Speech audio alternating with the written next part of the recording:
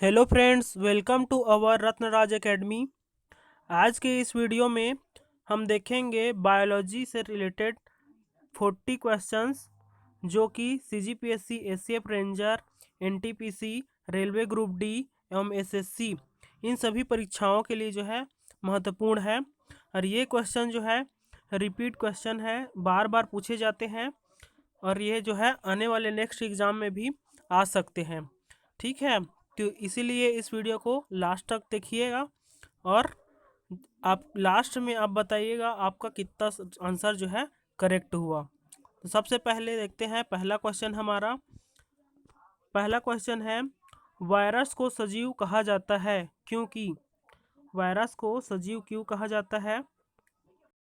तो सबसे पहले देखते हैं वायरस। वायरस जो कि सजीव एवं निर्जीव बीच की कड़ी कही जाती है। क्यों कही जाती है? क्योंकि वायरस में सजीव एवं निर्जीव दोनों के गुण पाए जाते हैं। वायरस जो कि एक पूर्ण परजीवी भी होते हैं और एक स्वतंत्र जीन होते हैं। इसमें जो है जेनेटिक मटेरियल के रूप में डीएनए व आरएनए पाया जाता है। ठीक है, डीएनए और आरएनए पाया जाता है जेनेटिक मटेरियल के रूप में। अब बात करते हैं सजीव। तो सजीव ऑर्गेनिज्म के अंतर्गत वे ऑर्गेनिज्म आते हैं जो रिप्रोडक्शन एवं ग्रोथ कर सकते हैं।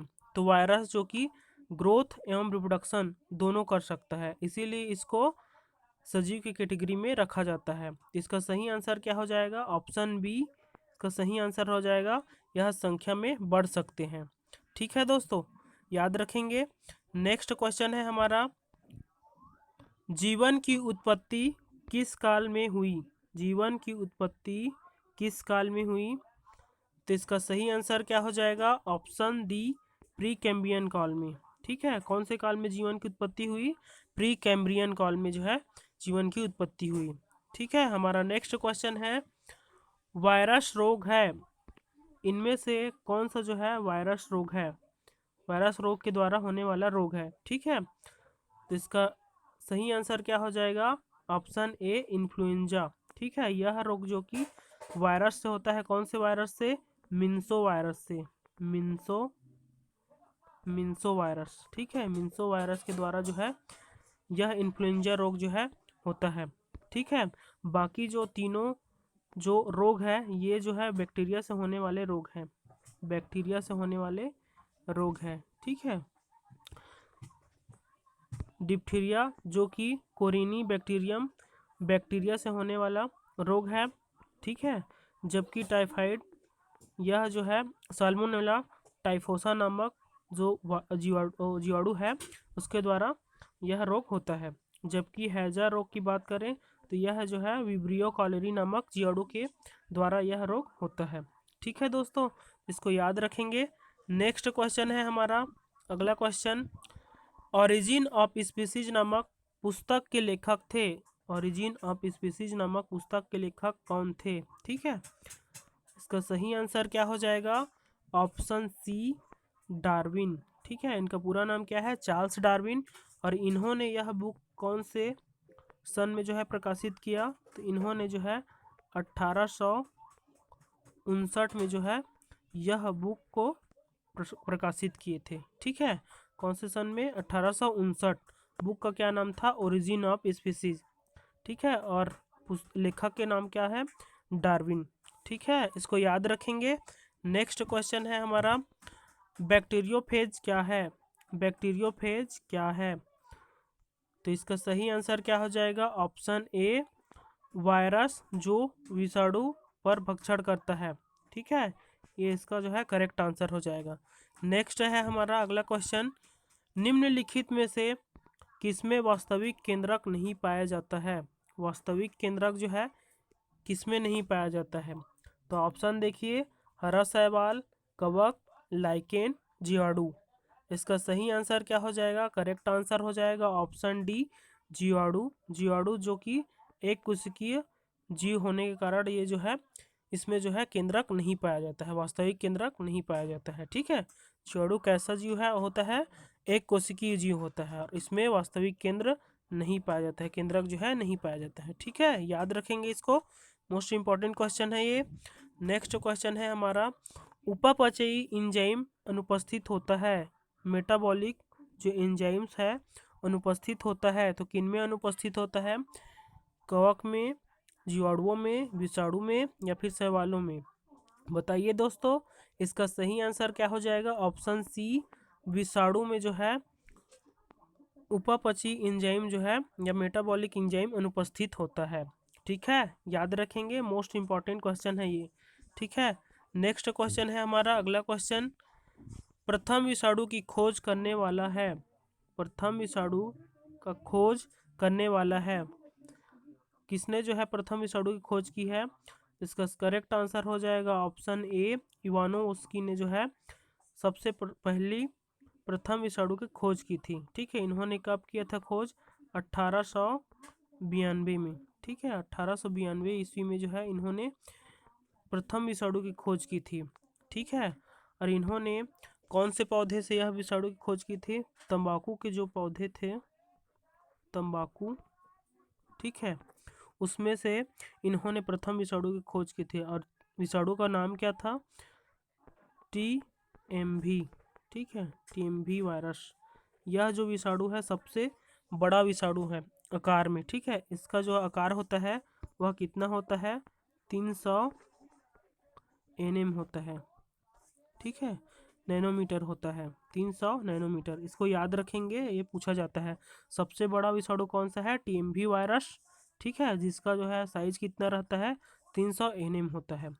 और प्रथम विषाणु की खोज करने वाला साइंटिस्ट कौन था? इवानोव्स्की था, और इन्होंने कब किया था? 1892 ईस्वी में। ठीक है, इसकी याद रखेंगे।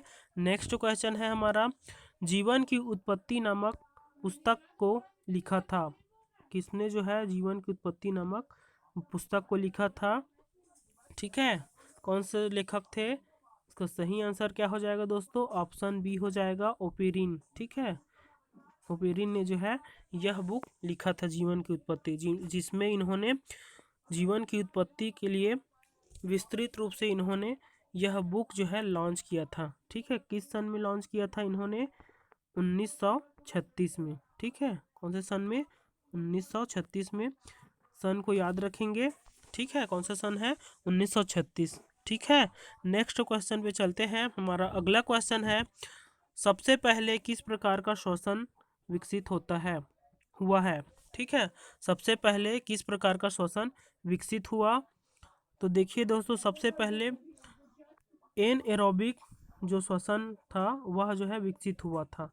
ठीक है, एनएरोबिक ऐसा श्वसन जिसमें ऑक्सीजन की आवश्यकता नहीं होती है, O2 की आवश्यकता नहीं होती है, उसे क्या बोलते हैं? एनएरोबिक रेस्पिरेशन कहते हैं। जबकि ऑक्सीजन की आवश्यकता होती है उस श्वसन को क्या कहते हैं? एरोबिक रेस्पिरेशन कहा जाता है। ठीक है, तो सबसे पहले कौन से श्वसन का विकसित हुआ था? कौन सा श्वसन? B, anaerobic. ठीक है, याद रखेंगे।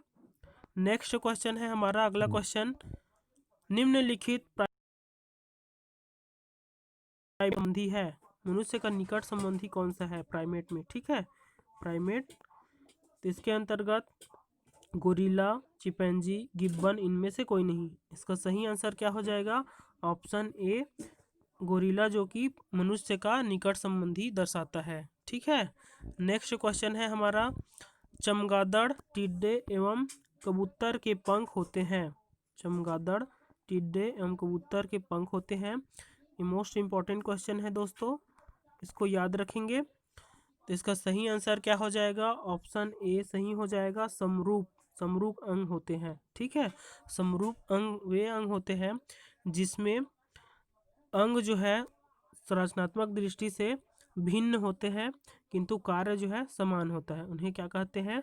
समरूप या एनालॉगस कहा जाता है उन अंगों को। ठीक है, याद रखेंगे। नेक्स्ट क्वेश्चन है हमारा, सरीसृपों का युग है। सरीसृपों का युग कौन सा है? इसका सही आंसर क्या हो जाएगा? ऑप्शन डी सही हो जाएगा, मीसोजोइक महाकल्प जो है क्या है? सरीसृपों का युग है। इस युग में जो है रेप्टाइल्स का जो है ओरिजिन हुआ था। ठीक है, इस युग में जो है रेप्टाइल्स जो है उत्पन्न हुए थे। ठीक है, मीसोजोइक महाकल्प में। नेक्स्ट क्वेश्चन है हमारा अगला क्वेश्चन, कौन सा पदार्थ शरीर की वृद्धि एवं नई कोशिकाओं के निर्माण में जो है सबसे अधिक आवश्यक है। तो कौन से पदार्थ के द्वारा जो है हमारे बॉडी के ग्रोथ होता है और नई कोशिकाएं बनती है, तो वह जो पदार्थ है वह है प्रोटीन। प्रोटीन के द्वारा नई कोशिकाएं एवं शरीर की वृद्धि होती है। स्पेशली यह जो है मांसपेशियों की वृद्धि के लिए प्रोटीन जो है बहुत ही महत्वपूर्ण पदार्थ होता है दोस्तों। ठीक है, इसको याद रखेंगे। नेक्स्ट क्वेश्चन है हमारा, शरीर में यूरिया का संश्लेषण होता है। शरीर में यूरिया का संश्लेषण होता है, कहाँ होता है यूरिया का संश्लेषण हमारे शरीर में? बताइए दोस्तों। इसका सही आंसर हो जाएगा ऑप्शन बी, यकृत में जो है यूरिया का जो है संश्लेषण होता है। ठीक है, नेक्स्ट क्वेश्चन है हमारा, अगला क्वेश्चन है, कीट की उत्सर्जी पदार्थ है। कीट की उत्सर्जी पदार्थ क्या होती है दोस्तों? नाइट्रोजनस वेस्ट के रूप में जो है कीट जो है क्या निकालते हैं? इसका सही आंसर हो जाएगा ऑप्शन सी, यूरिक एसिड। ठीक है, यूरिक एसिड को जो है ये लोग नाइट्रोजनस वेस्ट के रूप में शरीर से बाहर निकालते हैं। ठीक है, इन जो कीट है ये जो है यूरिकेटेलिक जो जंतु है उसके अंतर्गत आने वाले जंतुएं हैं। ठीक है, वे जंतुएं जो अपने नाइट्रोजनस वेस्ट या उत्सर्जी पदार्थ के रूप में यूरिक एसिड को शरीर से बाहर निकालते हैं, उन्हें यूरिकोटेलिक एनिमल के अंतर्गत रखा गया है। ठीक है, तो इसके अंतर्गत कीट भी आते हैं, सांप भी आता है और छिपकली भी आता है और पक्षी भी आता है। ठीक है दोस्तों, इन सभी को याद रखेंगे। यूरिकोटेलिक एनिमल कौन कौन से आते हैं? सांप, छिपकली, पक्षी और कीट, ये सभी जो है यूरिकोटेलिक एनिमल के अंतर्गत आते हैं और यूरिक एसिड को जो है शरीर से बाहर निकालते हैं। ठीक है, नेक्स्ट क्वेश्चन है हमारा, रवों के रूप में सबसे पहले किस एंजाइम को तैयार किया गया था? किस एंजाइम को जो है रवों के रूप में सबसे पहले तैयार किया गया था? तो वह एंजाइम है यूरिएज एंजाइम। ठीक है, कौन सा एंजाइम है? यूरिएज एंजाइम को जो है सबसे पहले रवों के रूप में जो है तैयार किया गया था। ठीक है, नेक्स्ट क्वेश्चन है हमारा, उत्सर्जन की इकाई है। उत्सर्जन की इकाई है, तो ऑप्शन देखते हैं। सबसे पहले है न्यूरॉन, दूसरे में है एक्सॉन, तीसरा है नेफ्रॉन। ठीक है, तो न्यूरॉन क्या होता है दोस्तों? यह जो होता है मस्तिष्क में पाया जाता है। ठीक है, मस्तिष्क में पाया जाता है और यह जो है मस्तिष्क की इकाई होती है न्यूरॉन। ठीक है, और एक्सॉन क्या होता है? एक्सॉन एक्सॉन जो है न्यूरॉन का ही एक पार्ट होता है। ठीक है, एक पार्ट है एक्सॉन। ठीक है, तो इसका सही आंसर क्या हो जाएगा? ऑप्शन सी, नेफ्रॉन, जो कि उत्सर्जन की इकाई होती है। ठीक है, क्या होती है? उत्सर्जन की इकाई क्या है? नेफ्रॉन होती है। ठीक है, हमारा नेक्स्ट क्वेश्चन है, सांस लेने में ऐच्छिक विषयों के लिए इम्पल्स कहाँ से प्रारंभ होता है? कहाँ से जो है ऐच्छिक विषयों के लिए इम्पल्स प्रारंभ होता है? तो इसका सही आंसर क्या हो जाएगा? ऑप्शन बी, सेरिब्रम के द्वारा। ठीक है, सेरिब्रम से ही जो है ऐच्छिक विषयों के लिए इम्पल्स प्रारंभ होता है।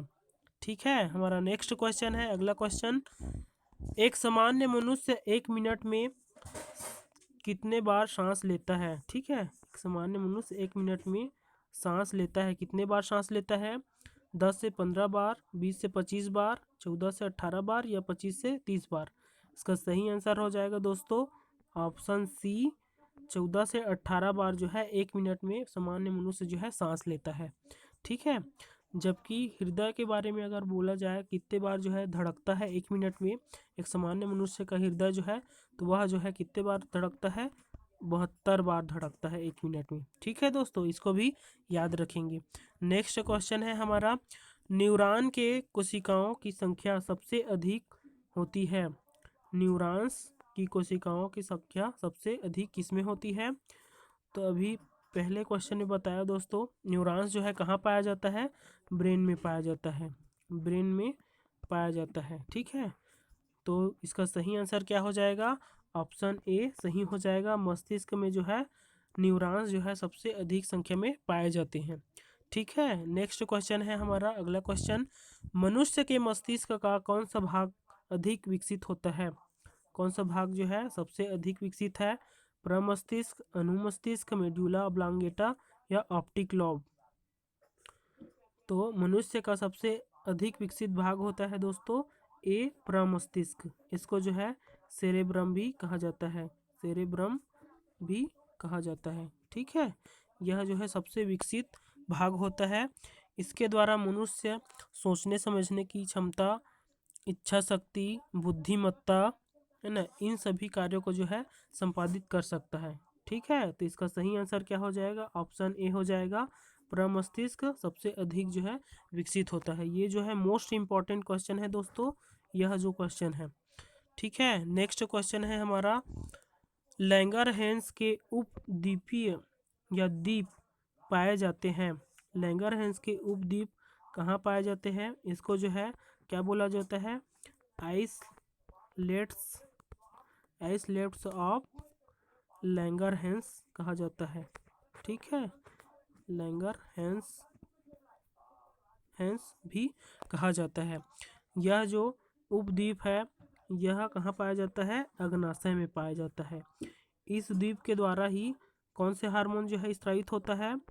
इंसुलिन हार्मोन जो है स्रावित होता है। इंसुलिन हार्मोन जो है कहाँ से स्रावित होता है? अग्नाशय के लैंगरहैंस के उपद्वीप से। ठीक है, इस हार्मोन की कमी से जो है कौन सा रोग हो जाता है? डायबिटीज रोग हो जाता है। और इस रोग को दूर करने के लिए इंसुलिन की गोली या फिर इंजेक्शन जो है मरीज को लगाया जाता है। ठीक है, लैंगरहैंस के उपद्वीप जो है कहाँ से कहाँ पाया जाता है? तो अग्नाशय में पाया जाता है। ठीक है, पैंक्रियाज में। नेक्स्ट क्वेश्चन है हमारा, निम्नलिखित में से कौन सा जंतु द्विलिंगी होता है? कौन सा जंतु जो है द्विलिंगी होता है? तो इसका सही आंसर क्या हो जाएगा? तो देखते हैं पहले द्विलिंगी जंतु के बारे में। द्विलिंगी जंतु या बाइसेक्सुअल वे जंतु जिनमें मेल एवं फीमेल, मेल एवं फीमेल, मेल व फीमेल जो है एक ही पर पाया जाता है। ठीक है, मेल व फीमेल जो है एक ही जंतु पर मेल एवं फीमेल पाया जाता है, तो उसे क्या कहते हैं? द्विलिंगी जंतु कहते हैं। तो इसके अंतर्गत कौन कौन से आते हैं जंतु? जोंक और केचुआ, ये दोनों जो है द्विलिंगी जंतु होता है। तो ऑप्शन में क्या दिया गया है? जोंक दिया गया है, तो इसका सही आंसर क्या हो जाएगा? ऑप्शन सी सही हो जाएगा, जोंक, जो कि जंतु द्विलिंगी जंतु है। ठीक है, और केचुआ भी द्विलिंगी जंतु होता है। ठीक है, इसको याद रखेंगे दोस्तों, मोस्ट इंपॉर्टेंट क्वेश्चन है यह क्वेश्चन जो है। नेक्स्ट क्वेश्चन है हमारा, रजत मछली होती है, रजत मछली होती है एक, क्या होती है? निडेरिया मछली, क्रस्टेशियन या फिर कीट?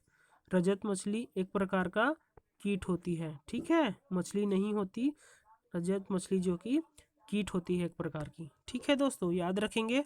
नेक्स्ट क्वेश्चन है हमारा, न उड़ने वाला पक्षी है, न उड़ने वाला पक्षी है, इनमें से कौन सा पक्षी जो है उड़ नहीं सकता है? मोर, बतख, ईमू या हंस? इसका सही आंसर क्या हो जाएगा दोस्तों? ऑप्शन सी इसका सही हो जाएगा, ईमू। यह जो पक्षी है विश्व का दूसरा सबसे बड़ा पक्षी है। ठीक है, और यह जो है कहाँ पाया जाता है? ऑस्ट्रेलिया में पाया जाता है। ठीक है, याद रखेंगे दोस्तों, ईमू जो कि उड़ नहीं सकता है, यह पक्षी जो है उड़ नहीं सकता है और ऑस्ट्रेलिया में पाया जाता है। ठीक है, नेक्स्ट क्वेश्चन है हमारा, कीटों का मुख्य लक्षण है, कीटों का मुख्य लक्षण क्या होता है? 2 जोड़ी पंख, 3 जोड़ी टांगे या संयुक्त नेत्र या एक लंबा उदर? इसका सही आंसर क्या हो जाएगा दोस्तों? ऑप्शन बी सही हो जाएगा। कीट में जो है 3 टांग जो है जोड़ी के रूप में पाए जाते हैं, और यह जो है कीटों का मुख्य लक्षण होता है। जिन कीटों में जो है 3 जोड़े टांग पाए जाते हैं उन्हें ही जो है कीटों के मुख्य लक्षण के रूप में या फिर कीटों के अंतर्गत रखा जाता है। ठीक है, नेक्स्ट क्वेश्चन है हमारा, अगला क्वेश्चन, द्विनाम पद्धति के जनक है, द्विनाम पद्धति के जनक कौन है? इसका सही आंसर हो जाएगा ऑप्शन सी, कैरोलस लिनियस। ठीक है, ऑप्शन सी सही हो जाएगा, कैरोलस लिनियस। इन्होंने जो है एक बुक लिखा था, सिस्टेमा सिस्टेमा सिस्टेमा नेचुरी। ठीक है, कौन सा बुक लिखा था? सिस्टेमा नेचुरी। और इन्होंने किस सन में प्रकाशित किया था यह बुक? 1735 में। ठीक है, 1735 में, इसको याद रखेंगे। तो द्विनाम पद्धति का जनक क्या है? लिनियस है। ठीक है, और द्विनाम पद्धति जिसमें एक नाम वंश का होता है जीनस और दूसरा नाम होता है स्पीसीज। ठीक है, इन दोनों के द्वारा जो है द्विनाम पद्धति दिया गया था। ठीक है, नेक्स्ट क्वेश्चन है हमारा अगला क्वेश्चन, शरीर में सबसे बलशाली पेशी पाई जाती है। बलशाली पेशी कहाँ पाई जाती है? इसका सही आंसर क्या हो जाएगा? ऑप्शन देखिए दोस्तों और बताइए। इसका सही आंसर हो जाएगा ऑप्शन सी, जबड़े में जो है बलशाली पेशी पाई जाती है। शरीर के सबसे बलशाली पेशी कहाँ पाई जाती है? जबड़े में पाई जाती है। ठीक है, नेक्स्ट क्वेश्चन है हमारा अगला क्वेश्चन, वर्गीकरण की आधार इकाई है। वर्गीकरण की आधार इकाई क्या है? जीनस, स्पीसीज, वर्ग या संघ? इसका सही आंसर हो जाएगा correct answer option B, species वर्गीकरण की आधार इकाई है, या फिर सबसे छोटी इकाई भी पूछे तो यही आंसर होगा स्पीसीज। ठीक है, नेक्स्ट क्वेश्चन है हमारा अगला क्वेश्चन, बाह्य कान कठोर लचीला भाग बना होता है। जो बाह्य कान होता है एक्सटर्नल ईयर, वह कठोर लचीला भाग से बना होता है। वह कौन सा भाग है? तो सही आंसर हो जाएगा ऑप्शन सी, उपास्थि, जिसे कार्टिलेज भी कहा जाता है। कार्टिलेज, कार्टिलेज भी कहा जाता है। ठीक है, अस्थि को अस्थि से जोड़ने वाली, या फिर अस्थि से अस्थि जो है किससे जुड़ा होता है? तो स्नायु से जुड़ा होता है। स्नायु मतलब लिगामेंट से जुड़ा होता है। ठीक है, अस्थि और अस्थि किससे जुड़ा रहता है? लिगामेंट के द्वारा जुड़ा रहता है।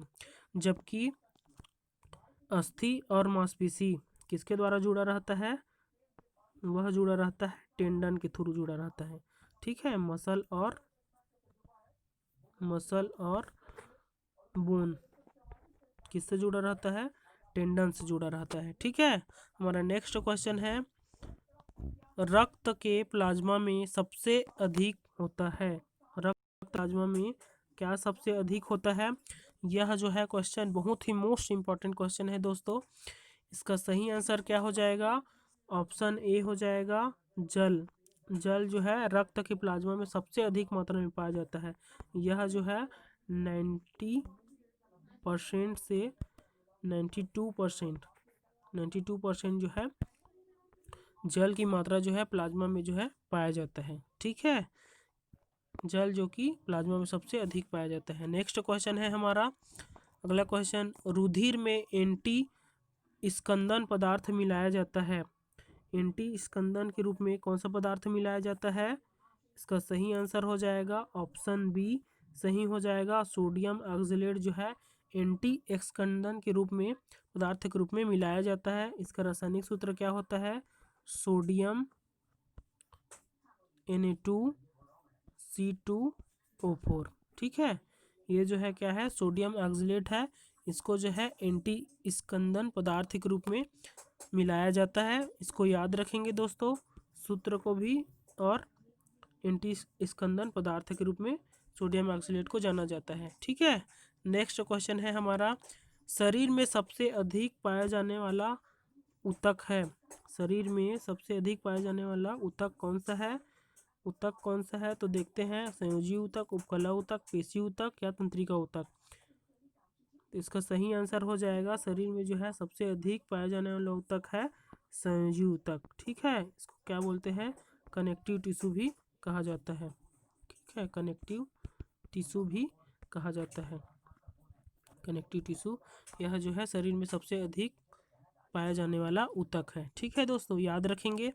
नेक्स्ट क्वेश्चन है, ट्रिपेनोसोमियोसिस रोग के वाहक है। ट्रिपेनोसोमियोसिस रोग के कौन वाहक है? तो इस रोग के वाहक जो है सीसी मक्खी होते हैं। ऑप्शन सी सही हो जाएगा, सीसी मक्खी। इस रोग में क्या होता है? रोगी को बहुत नींद एवं तेज बुखार होता है। ठीक है, याद रखेंगे, ट्रिपेनोसोमियोसिस रोग के वाहक क्या है? कौन सा मक्खी है? सीसी मक्खी होता है। ठीक है, सीसी मक्खी याद रखेंगे। नेक्स्ट क्वेश्चन है हमारा, काला आजार के लिए उत्तरदायी प्रोटोजोआन है। काला आजार जो डिसीज है एक पैरासाइट के द्वारा होता है, परजीवी के द्वारा होता है। वह कौन सा परजीवी है? लिस्मानिया। ऑप्शन डी सही हो जाएगा, लिस्मानिया। काला आजार रोग में जो रोगी होता है वह जो है उसको बहुत तेज बुखार आता है, और बुखार आने के कारण शरीर जो है काला पड़ जाता है, इसीलिए इस रोग को क्या कहा जाता है? काला आजार कहा जाता है। इसके वाहक या प्रोटोजोआन कौन सा है? लिस्मानिया। ठीक है, इसको याद रखेंगे। नेक्स्ट क्वेश्चन है हमारा, मलेरिया के लिए महत्वपूर्ण दवा कुनेन निष्कासित होता है।